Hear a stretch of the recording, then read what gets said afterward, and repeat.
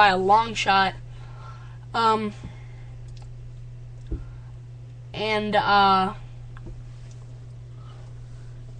don't have Jake Locker is the rushing leader for the Titans.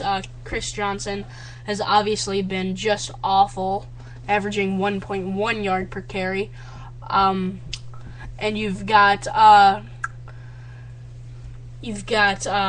Calvin Johnson for the Lions, who, I mean, obviously I think he's the best receiver in the NFL, and I think that the Lions have the potential to be a playoff team, and could if Green Bay or Chicago makes a slide. Chicago obviously not having a lot of momentum after that atrocious Green Bay game, but they are playing the Rams today, so that'll be a nice little break for them.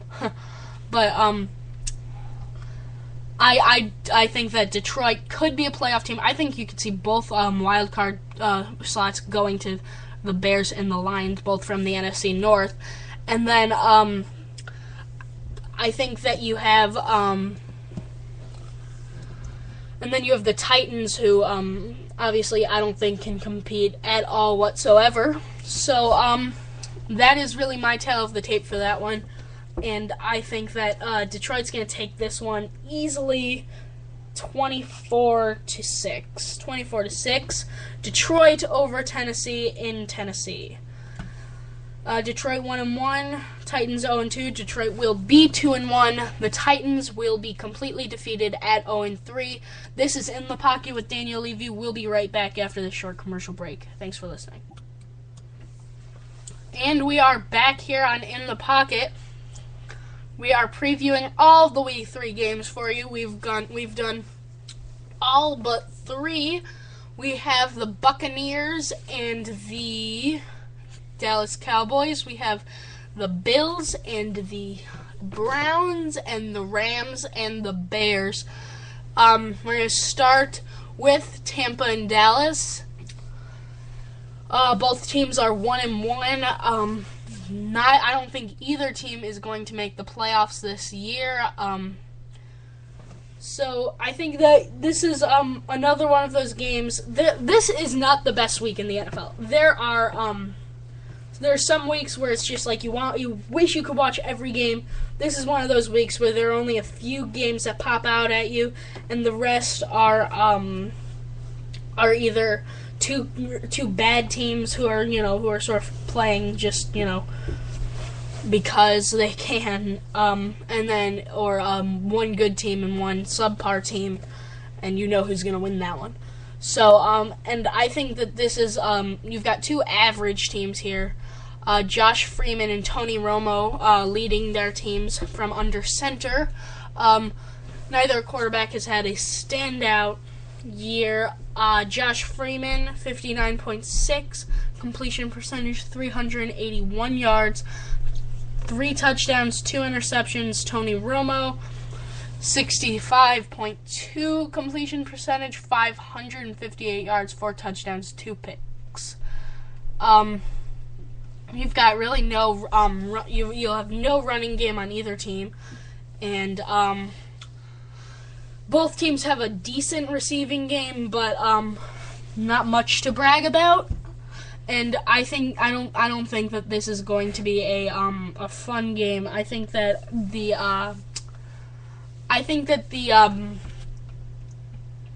Cowboys are going to take this one 20-17. Let's say 20-17. I think that the Cowboys are going to take it because of their home field advantage, but I do not see much of a challenge there for either team. I don't see them competing in when January comes. I really do not. I don't think either team's a playoff team. Remember, we are answering your questions. I don't see much in the comment board as of right now. The number is 312-550-3914. We had Jason Garland call in earlier. He had some very good questions, and we are looking for many people to call in and give their opinions and ask some questions. about the NFL. We've got 2 more games for you. Let's go to Buffalo and Cleveland.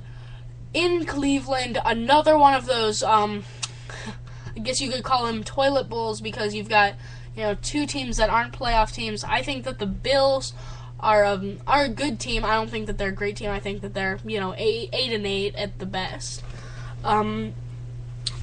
But you have Ryan Fitzpatrick, who he's personally one of my favorite quarterbacks in the league, just because of his mustache and because of the fact that he went to Harvard, which I think is pretty impressive.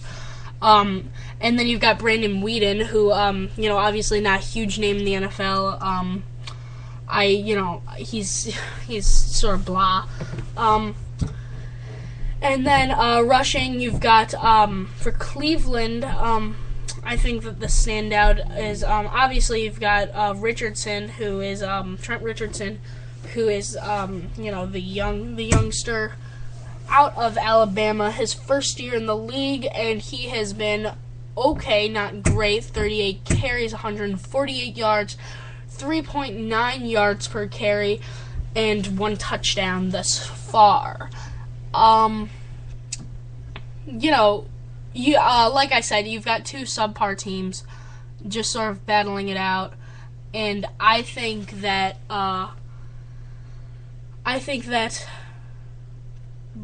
Buffalo's going to take this one. Buffalo advances to 2-1, and the Browns advance to 0-3.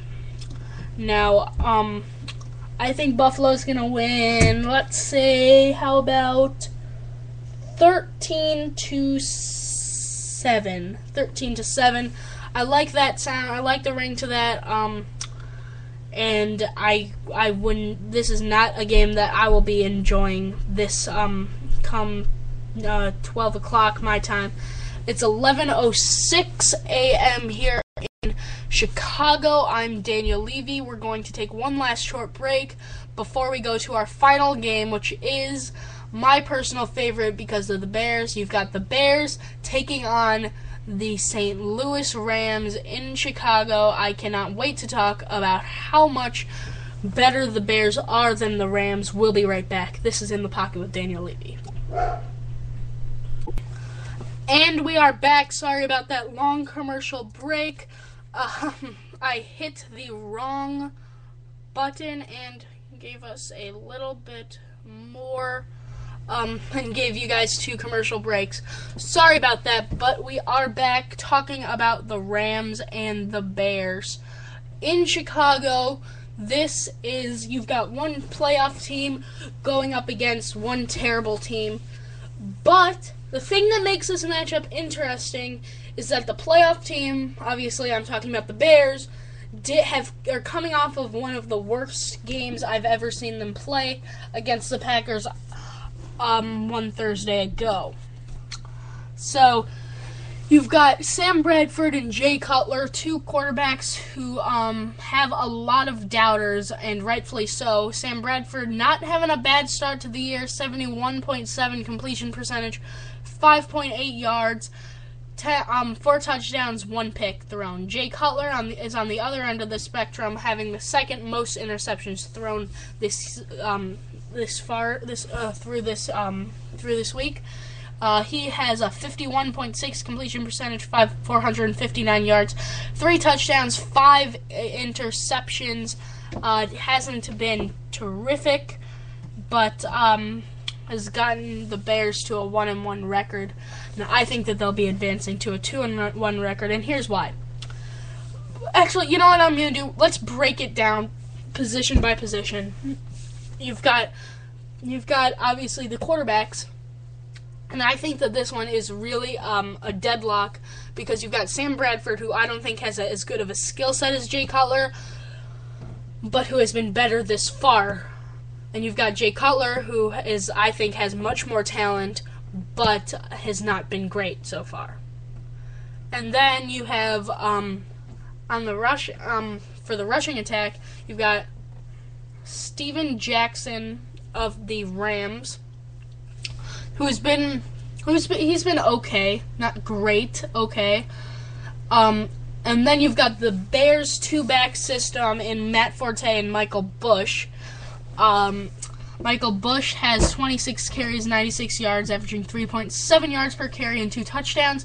Matt Forte, who does most of the running, has 23 carries. Actually, I guess Michael Bush has been doing most of the running, but that's because he left earlier with that injury on Thursday. 23 carries, 111 yards, 4.8 yards per carry, and 1 touchdown. And I'm going to give my edge to the Bears because you've got 2 good backs, whereas the Rams only have 1 good back. And you've got, you've got that power red zone threat with Michael Bush and that elusive receiving talent in Matt Forte. Now, onto the receiving game. I give this one to the Bears by a landslide because of Brandon Marshall. He's been pretty good for the Bears in his first 2 games in the 2 most beautiful colors in the world, which are blue and orange. He's had 11 receptions, 143 yards, averaging 13 yards per catch, and 1 touchdown. And I don't see any standouts in St. Louis's receiving game. And now let's go to the defense. Overall, obviously, I think that the Bears have the much better defense. Brian Urlacher, obviously, he is hurt, but he is still playing, and he has not been, he's been okay so far. He hasn't made any key mistakes. You've got a great defensive line led by Julius Peppers, and you've got a secondary who has the interceptions leader. Tim Jennings has 3 interceptions. Their secondary is not great, but they do have Tim Jennings, who is a big threat to pick that ball off. And finally, the special teams. The Bears have I think the best special teams in the history of the NFL because of the greatest kick returner in the history of the NFL, and that is Devin Hester. He is an absolute monster and is a threat to take the ball back every time he has even a little bit of room. And I think that this is going to be a good day for the Bears. I think that coming off of that tough game against the Packers, I think that this kind of game is just what they need to get back on track and get back to winning football games, which is what they do best. I think that the Bears are going to take this one by a landslide, 31-7. Chicago takes it. That's going to conclude our show. I am Daniel Levy for National Sports. This is In the Pocket. We are on Facebook. Please like us. It's National Sports, one word. We are on Twitter. Please follow us. It is National Sports, one word. And I'm Daniel Levy. We'll be back. I'm not sure. I like this. I like this Sunday at 10 time slot because I get to preview the games. So I think we'll be back same time next week and previewing the games once more. I'm Daniel Levy. This has been In the Pocket. Good night and enjoy the games this Sunday.